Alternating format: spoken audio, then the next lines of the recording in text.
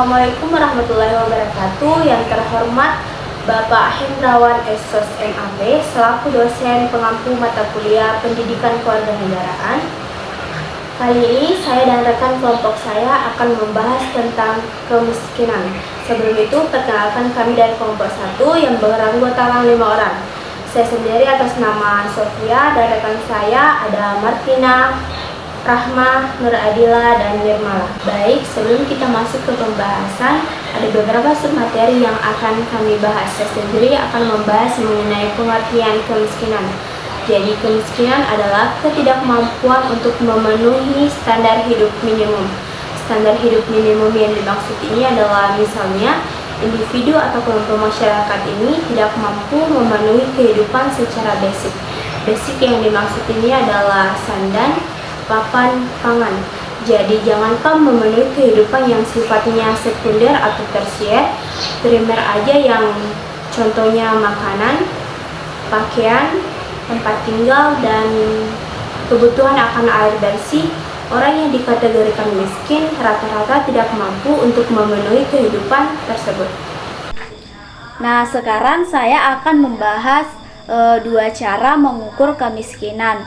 Yang pertama itu kemiskinan absolut. Kemiskinan absolut ini orang-orang dikategorikan sebagai orang sekelompok kemiskinan. Ini mereka dianggap tidak mampu memenuhi kebutuhan hidup minimum. Contohnya di negara Afrika.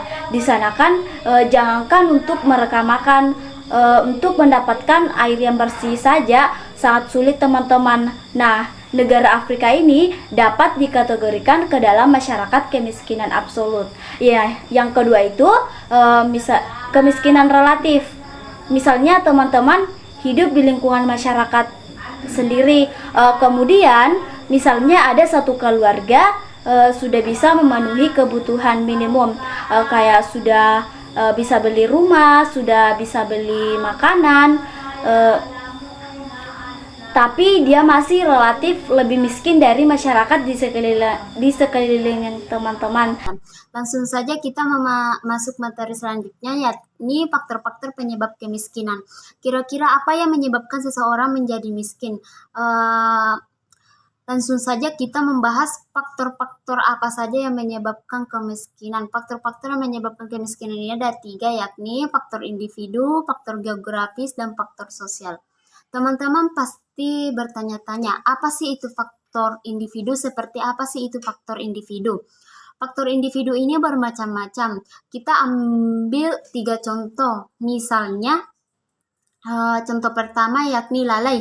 Dia mungkin individu ini memang lalai dalam melakukan sesuatu atau tidak giat untuk mencari nafkah, sehingga pada akhirnya dia menjadi miskin atau kurang mampu. Contoh kedua kita ambil yakni individu ini mungkin terserang penyakit tertentu sehingga adanya keterbatasan fisik, akhirnya standar untuk mencari nafkah itu tidak mampu, atau standar untuk memenuhi kebutuhan tersebut tidak mampu. Yang ketiga itu kita ambil contoh tentang penurunan moral. Penurunan moral ini seperti penjualan narkoba. Mungkin dia bisa menghasilkan uang banyak dari transaksi haram, tetapi jika dia tertangkap oleh polisi, otomatis harta yang telah didapatkan dalam penjualan narkoba itu akan diserahkan kepada pihak yang berwajib, sehingga pada saat dia keluar dari penjara, dia akan kembali miskin.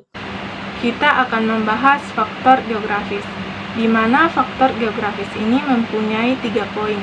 Poin yang pertama itu iklim dan cuaca yang buruk. Nah, karena iklim dan cuaca yang buruk, banyak orang-orang yang tidak bisa bekerja. Apabila mereka tidak bisa bekerja, tentu mereka tidak bisa menghasilkan uang. Nah, ketika mereka tidak bisa menghasilkan uang, tentu juga mereka tidak bisa menafkahi hidupnya. Poin yang kedua itu tidak adanya sumber daya alam yang memadai. Apabila sumber daya alamnya habis, maka tidak ada lagi sumber daya alam yang bisa dijual. Apabila tidak ada sumber daya alam yang tidak bisa dijual, maka dapat menimbulkan kemiskinan. Poin yang ketiga, bencana alam. Contohnya seperti pada tahun 2004 silam terjadi tsunami di Aceh. Nah, tsunami di Aceh ini akhirnya dapat menyebabkan kemiskinan dalam waktu yang relatif singkat. Selanjutnya, faktor ekonomi.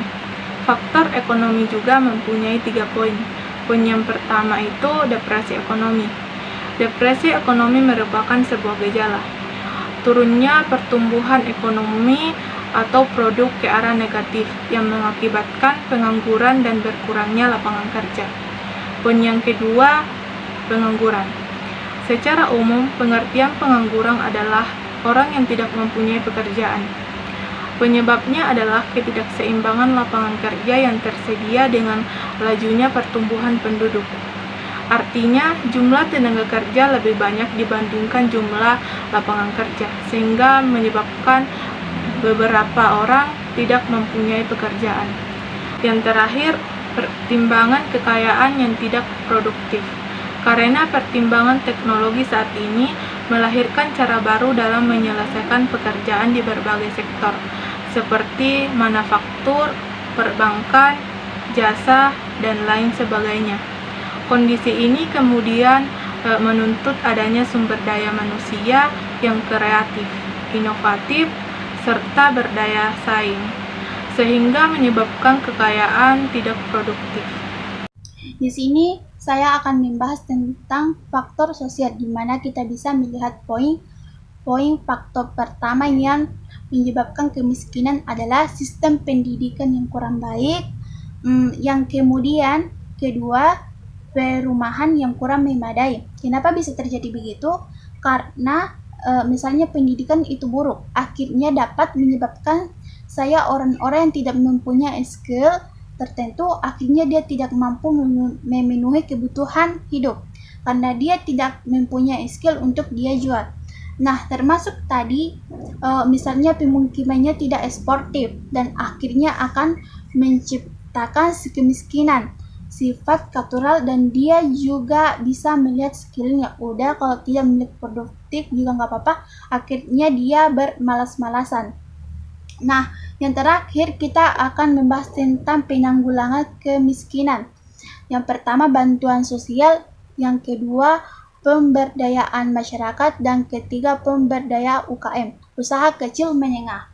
Kenapa kita penting membahas itu? Karena bantuan sosial, misalnya menyuruhkan bansos atau kesejahteraan, contohnya BPJS. Dia itu bentuknya bantuan bansos, di mana pemerintah ingin usaha supaya masyarakat sehat agar menjadi produktif dan bisa mencegah terjadinya kemiskinan. Dan poin ketiga, pemberdayaan masyarakat.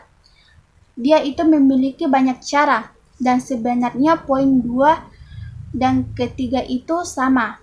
Pemberdayaan masyarakat itu melalui UKM, usaha kecil menengah, dan sebagainya. Jadi masyarakat itu memiliki potensi masyarakat sejati, di mana kita memiliki ilmu dan pengalaman, dan istilahnya kita itu memberikan kepercayaan kepada masyarakat supaya bisa maju dan bisa menanggulangi kemiskinan.